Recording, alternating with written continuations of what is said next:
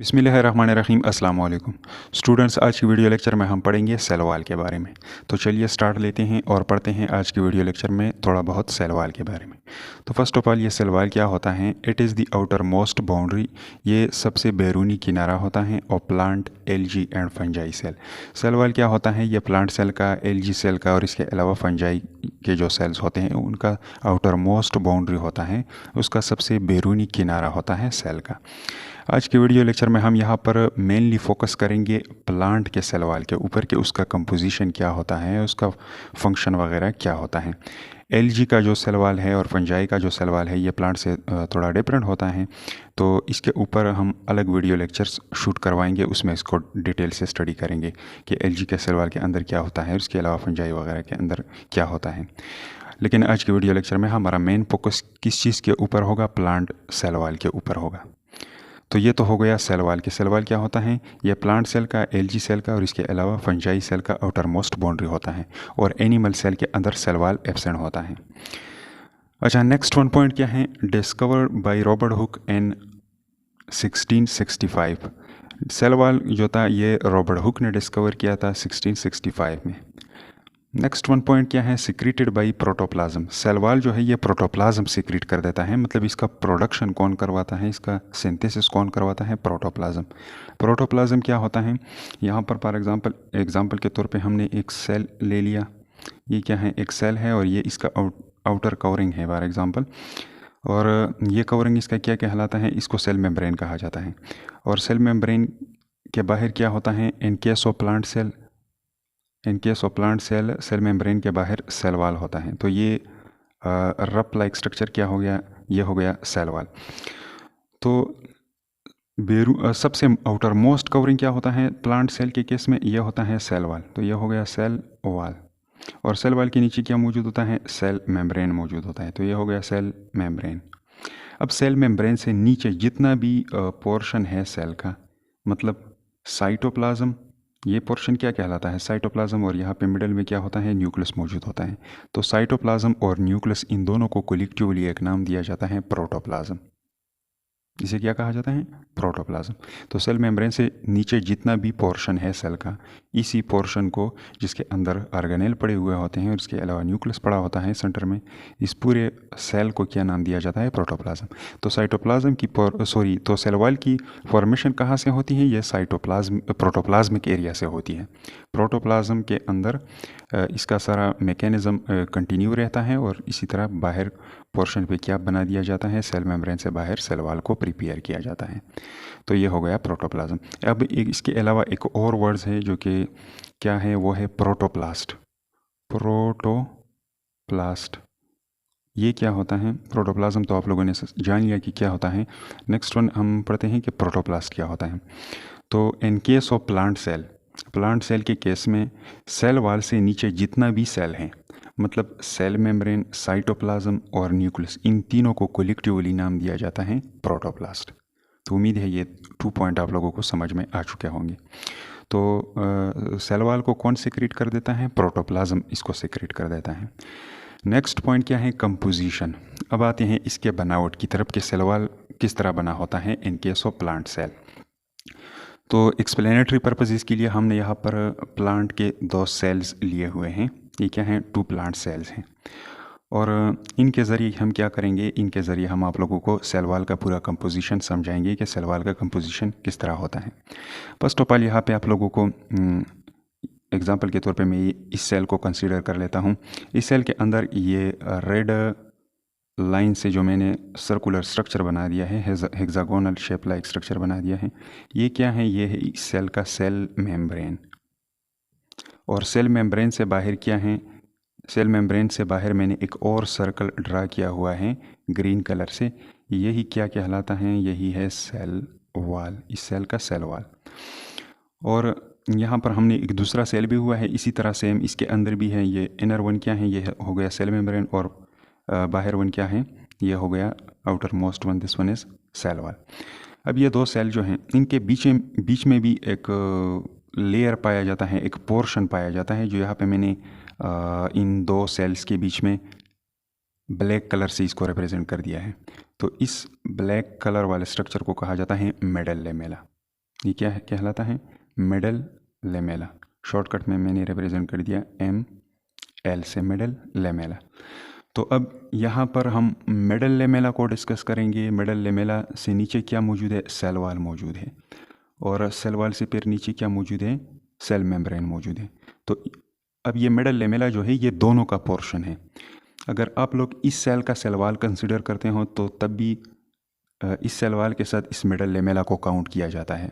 और अगर हम इस सेल का सेल वॉल कंसिडर कर लेते हैं तो फिर इसके साथ भी क्या कर दिया जाता है? इस मिडल लेमेला को कंसिडर कर दिया जाता है कि ये क्या है? सेल वॉल का पोर्शन है। तो ये मिडल लेमेला जो होता है ये दोनों सेल के लिए क्या होता है? दोनों सेल के लिए एज आ लेयर के तौर पे काम करता है। तो चलिए अब स्टार्ट लेते हैं यहाँ से, और first of all middle lamella discuss करते हैं। मिडल लेमेला से नीचे क्या मौजूद है? सेल वॉल मौजूद है। तो अब सेल वॉल का और मिडल लेमेला का कंपोजिशन देखते हैं। तो इसके लिए हमने यहाँ पर एक डायग्राम बना दिया है। इस डायग्राम में फर्स्ट ऑफ ऑल यहाँ पे ये ऊपर वाला लेयर जो दिया गया है ये क्या है? ये है आपका मिडल लेमेला।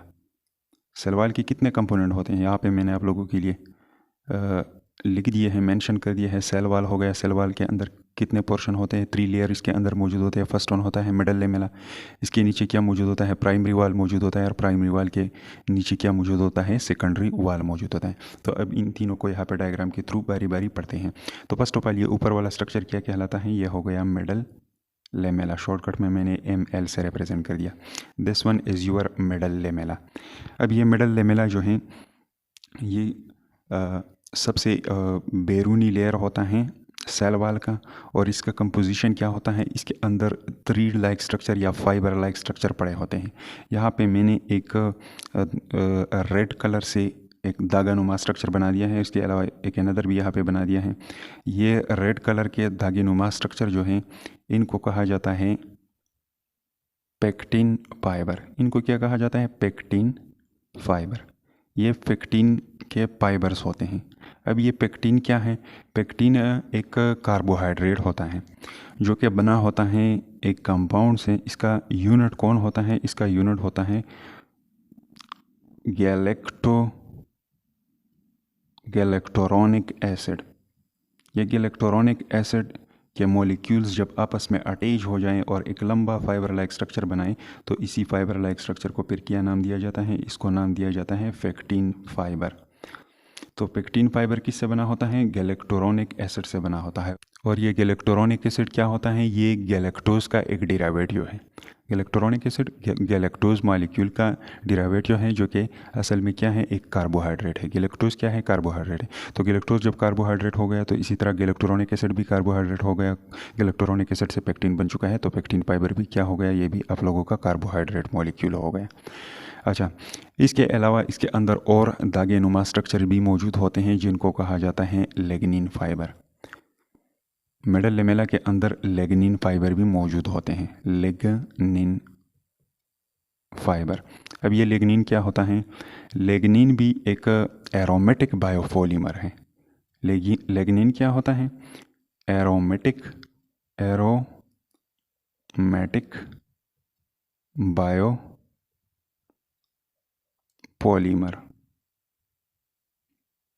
एक एरोमेटिक बायोपॉलीमर होता है। एरोमेटिक मतलब इसके अंदर बेंजीन रिंग मौजूद होते हैं, और इसके अलावा बायो मतलब लिविंग ऑर्गेनिज्म, और पॉलीमर मतलब मैक्रोमोलिक्यूल। तो ये एक एरोमेटिक बायोपॉलीमर है, मतलब एरोमेटिक रिंग रखने वाला लिविंग ऑर्गेनिज्म के अंदर एक पॉलीमर मॉलिक्यूल होता है। कौन? लेग्निन फाइबर, या सिंपली आप लोग कहें लेग्निन। अब ये एरोमेटिक बायोपॉलीमर मतलब लेग्निन जो है ये 3 अल्कोहल से बन चुका होता है। 3 एरोमेटिक अल्कोहल्स हैं उनसे ये बन चुका है। कौन से 3 एरोमेटिक अल्कोहल है? फर्स्ट वन है कोमिराइल अल्कोहल, सेकंड वन है कोनिफिराइल अल्कोहल, और थर्ड वन जो है वो है सिनाफाइल अल्कोहल। ये 3 एरोमेटिक अल्कोहल हैं। ये 3 एरोमेटिक अल्कोहल आपस में कंबाइन होकर क्या बना देता है, लिग्निन का स्ट्रक्चर बना देते हैं। तो ये मौजूद होता है किस चीज़ में, मिडल लेमेला में। अब इसके अलावा पेक्टिन और लिग्निन फाइबर के अलावा इसके अंदर कुछ आयन्स भी मौजूद होते हैं। इसके अंदर यहाँ पे मैंने रिप्रेजेंट कर दिए हैं, मैग्नीशियम के आयन भी पाए जाते हैं, और इसके अलावा यहाँ मिडल लेमेला के अंदर कैल्शियम के आयन भी पाए जाते हैं। और ये मिडल लेमेला जो है ये एज अ सीमेंट के तौर पे काम करता है 2 सेल वॉल के बीच में। मिडल लेमेला ने क्या कर दिया है, इन 2 सेल को आपस में जोड़ के रख दिया है, टुगेदर इनको जोड़ के रख दिया है किस चीज़ ने, मिडल लेमेला ने। तो ये एज अ ग्लू लाइक या सीमेंट लाइक फंक्शन देता है प्लांट के सेल्स के बीच में। तो ये तो हो गया मिडल लेमेला। अब मिडल लेमेला के नीचे यहाँ पर एक और वाल मौजूद होता है जो कि क्या कहलाता है, इसको कहा जाता है प्राइमरी वाल, और ये हर एक प्लांट सेल में मौजूद होता है। प्राइमरी वाल इसको कहा जाता है, सेल वाल का एक लेयर है जिसको प्राइमरी वाल कहा जाता है, और ये हर एक प्लांट सेल में पाया जाता है।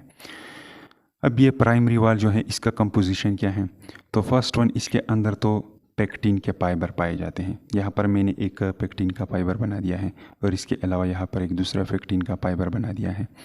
तो फर्स्ट वन तो इसके अंदर पेक्टिन के फाइबर पाए जाते हैं, तो ये हो गया pectin fibre, pectin fibre. Pectin fibre के अलावा इसके अंदर मौजूद होते हैं सेल्यूलोज फाइबर। यहाँ पे ये ब्लैक कलर के स्ट्रक्चर्स आप लोगों को दिखाई दे रहे होंगे, these are called cellulose fibre. ये क्या कहलाते हैं, सेल्यूलोज फाइबर। और सेल्यूलोज फाइबर किस चीज़ से बने होते हैं, जब बहुत सारे ग्लूकोज यूनिट आपस में इसी तरह कंबाइन हो जाए और एक लंबा फाइबर लाइक स्ट्रक्चर बना दे, तो इस फाइबर लाइक स्ट्रक्चर को फिर क्या नाम दिया जाता है, इसको कहा जाता है सेल्यूलोज फाइबर। तो इसके अंदर सेल्यूलोज फाइबर भी मौजूद होते हैं। इसके अलावा इसके अंदर एक और टाइप ऑफ फाइबर पाया जाता है जिसको हेमी सेल्यूलोज कहा जाता है। यहाँ पे ये 2 स्ट्रक्चर जो मैंने बना दिया है, फर्स्ट वन ये हो गया और सेकंड वन दिस वन, इनको कहा जाता है hemicellulose, hemicellulose fibre. Hemicellulose fibre से क्या मुराद है, ये नॉन सेल्यूलोजिक फाइबर होता है, ये एग्जैक्ट सेल्यूलोज फाइबर नहीं होता।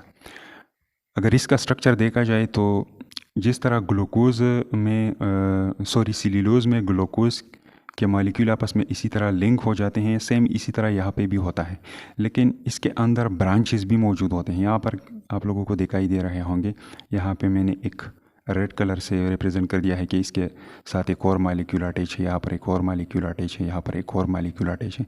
तो इसके अंदर साइड्स में जो मॉलिक्यूल अटैच होते हैं मेन चेन के साथ, वो होते हैं जाइलोज मॉलिक्यूल, जाइलोज मॉलिक्यूल इसके अंदर मौजूद होते हैं। इसके अलावा गैलेक्टोज मॉलिक्यूल इसके अंदर मौजूद होते हैं, गैलेक्टोज वगैरह के मॉलिक्यूल इसके अंदर मौजूद होते हैं। तो ये एग्जैक्ट सेल्यूलोज फाइबर नहीं होता, और इसको कहा जाता है हेमी सेल्यूलोज। हेमी मतलब हाफ, पूरी तरह सेल्यूलोज मॉलिक्यूल नहीं है। अगर इसके अंदर ब्रांचेस होते ना होते तब ये क्या होता, सेल्यूलोज मॉलिक्यूल होता, लेकिन इसके अंदर ब्रांचेस मौजूद हैं किस चीज़ के, जाइलोज गैलेक्टोज वगैरह के, तो इसलिए इसको कहा जाता है हेमी सेल्यूलोज। तो इसके अंदर हेमी सेल्यूलोज के मॉलिक्यूल भी मौजूद होते हैं। थर्ड वन, इसके अंदर मौजूद होते हैं कुछ रेगुलेटरी प्रोटीन मॉलिक्यूल। यहाँ पे मैंने एक का रिप्रेजेंट कर दिया है, सेकंड वन यहाँ पे हो गया, थर्ड वन यहाँ पे हो गया। इनको कहा जाता है रेगुलेटरी मॉलिक्यूल। ये क्या कहलाते हैं, रेगुलेटरी मॉलिक्यूल, रेगुलेटरी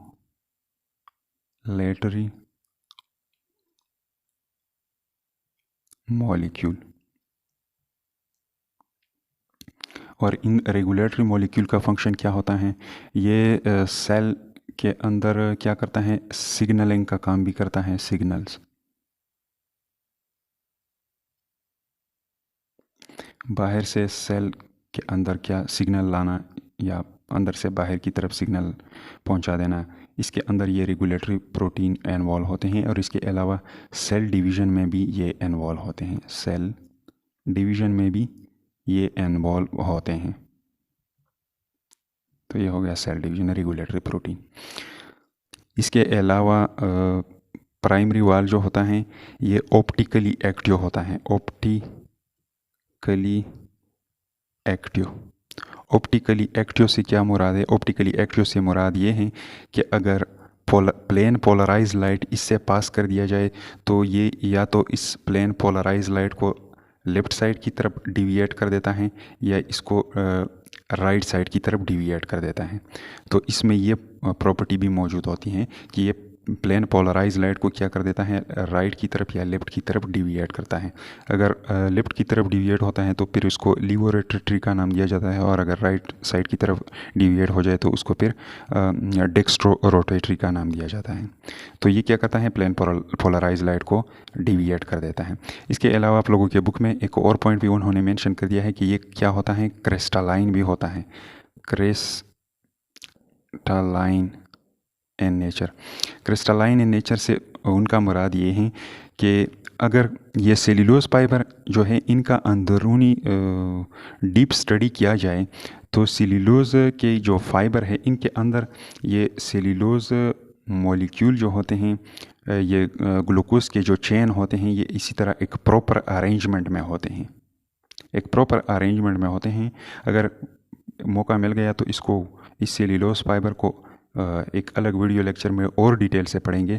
तो इन ग्लूकोज मॉलिक्यूल का एक प्रॉपर अरेंजमेंट होता है, 3 डायमेंशनल अरेंजमेंट इनका होता है किस चीज़ के अंदर, सेल्यूलोज फाइबर के अंदर। तो इसलिए उन्होंने ये वर्ड्स यहाँ पे मेंशन कर दिया है कि ये क्रिस्टलाइन होता है प्राइमरी वाल। तो ये हो गया इसका कंपोजिशन प्राइमरी वाल का। उम्मीद है समझ में आ चुका होगा। यहाँ पर एक बात उन्होंने और भी कही है कि इसके अंदर नॉन सेल्यूलोजिक कंपाउंड पाए जाते हैं। नॉन सेल्यूलोजिक कंपाउंड से मुराद हेमीसेल्यूलोज है। हेमीसेल्यूलोज क्या है, ये एक नॉन सेल्यूलोजिक फाइबर है। तो ये पॉइंट भी आप लोगों को जहन में याद रखना चाहिए। अब इसके बाद नेक्स्ट वन आते हैं और एक थर्ड वन लेयर पढ़ते हैं जिसको कहा जाता है सेकेंडरी वाल। ये ऑल प्लांट सेल्स में मौजूद नहीं होता। इन केस ऑफ वुडी प्लांट का जो वुडी पोर्शन होता है, जिस तरह स्टेम होता है, इसके अलावा रूट्स होते हैं, तो उनके अंदर जो सेल्स मौजूद होते हैं, ओल्ड सेल्स, उनके अंदर ये सेकेंडरी वाल मौजूद होता है। तो ये हो गया सेकेंडरी वाल। और इसके अलावा टिप ऑफ रूट हो गया और टिप ऑफ स्टेम हो गया, ये ग्रोइंग पार्ट्स है प्लांट के। तो इनके वहाँ पे जो सेल्स मौजूद होते हैं उनके अंदर अक्सर ये सेकेंडरी वाल मौजूद नहीं होता। और जो ओल्ड वुडी पोर्शन होता है प्लांट का, उसके अंदर जो सेल्स मौजूद होते हैं वहाँ पर ये सेकेंडरी वाल भी पाया जाता है। अब सेकेंडरी वाल का कंपोजिशन किस तरह होता है, तो चलिए अभी इसको डिस्कस करते हैं। तो फर्स्ट ऑफ ऑल इसके अंदर तो मेजॉरिटी क्या पाए जाते हैं, यहाँ पे अगेन मैंने ग्रीन कलर से कुछ फाइबर बना दिए हैं। ये फाइबर क्या कहलाते हैं, ये है अगेन आप लोगों की लेग्निन फाइबर। तो ये क्या है, लेग्निन फाइबर,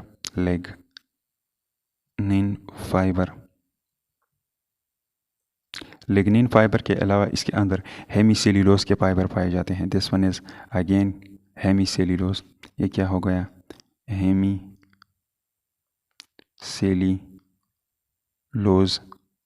फाइबर।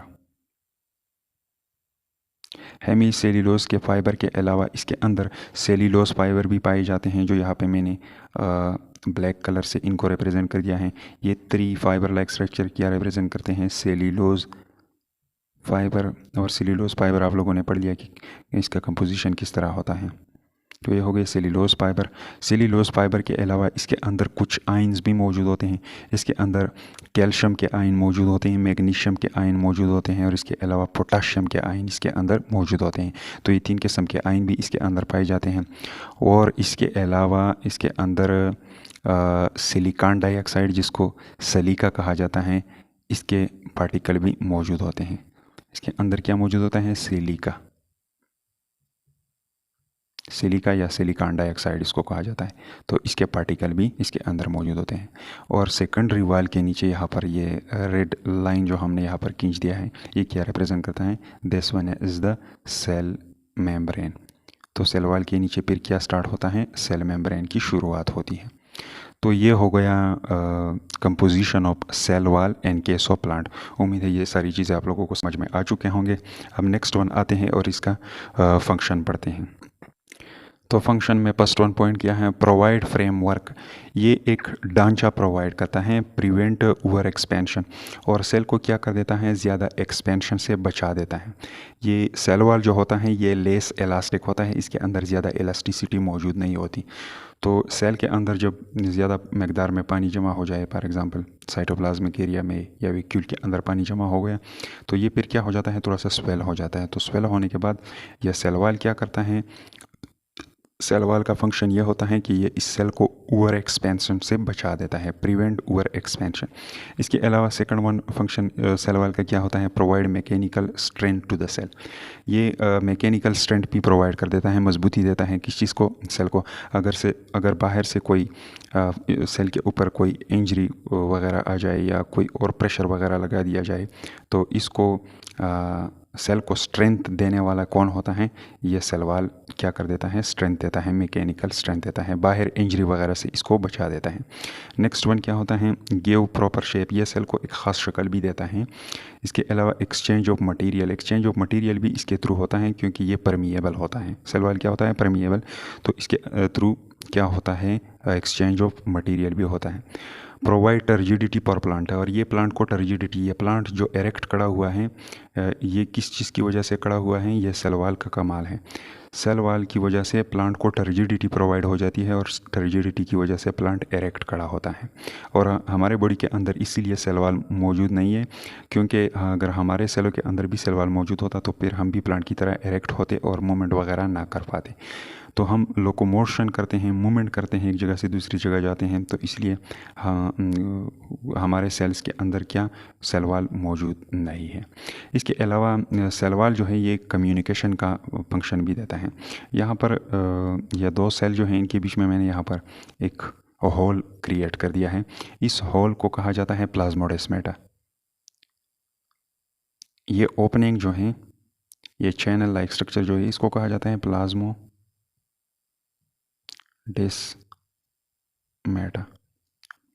तो ये प्लाज्मोडेस्माटा जो है, इसके ज़रिए ये सेल जो होते हैं आपस में कम्युनिकेट होते हैं, इनका एक दूसरे के साथ राबता होता है प्लाज्मोडेस्माटा के ज़रिए। तो ये प्लाज्मोडेस्माटा पोर जो होते हैं ये भी सेल वॉल के अंदर मौजूद होते हैं। अब इसके बाद नेक्स्ट वन आते हैं फॉर योर इन्फॉर्मेशन की तरफ। फॉर योर इन्फॉर्मेशन में उन्होंने लिखा है कि नाइट्रोसेल्यूलोज जो है ये बनाया जाता है किस चीज़ से, सेल्यूलोज से। सेल्यूलोज और नाइट्रिक एसिड को जब आपस में ट्रीट किया जाए तो उससे एक कंपाउंड बनाया जाता है, उससे एक मटेरियल बनाया जाता है जिसको नाइट्रोसेल्यूलोज कहा जाता है। और ये हाईली इन्फ्लामेबल होता है, इसलिए इसको एक्सप्लोसिव में इस्तेमाल किया जाता है, धमाका खेज़ मवाद के अंदर इसको इस्तेमाल किया जाता है। इसके अलावा रियान एक किस्म का तार है जो कि सेल्यूलोज से बनाया जाता है, और ये टेक्सटाइल इंडस्ट्री जो है उनमें एक फ़ाइबर के तौर पे इस्तेमाल किया जाता है, इनसे कपड़े वगैरह बनाए जाते हैं। इसके अलावा सेलोपोन जो है ये भी सेल्यूलोज से बनाया जाता है, और ये पार्शली परमिएबल मेम्ब्रेन होता है जो कि मुख्तलिफ़ पर्पज़ के लिए इस्तेमाल किया जाता है। इसको मेजॉरिटी तौर पे डेकोरेटिव पर्पज़ के लिए इस्तेमाल किया जाता है। इसके अलावा सेल्यूलोज फाइबर से बनाया जाता है, प्लास्टिक भी इससे बनाया जाता है। और इसके प्लास्टिक में कौन कौन से प्लास्टिक शामिल है, इसके अंदर सेलुलॉइड्स प्लास्टिक जो है ये बनाया जाता है सेल्यूलोज से, और ये फिर किस चीज़ के लिए यूज़ किया जाता है, फोटोग्राफिक फिल्म को बनाने के लिए। फोटोग्राफिक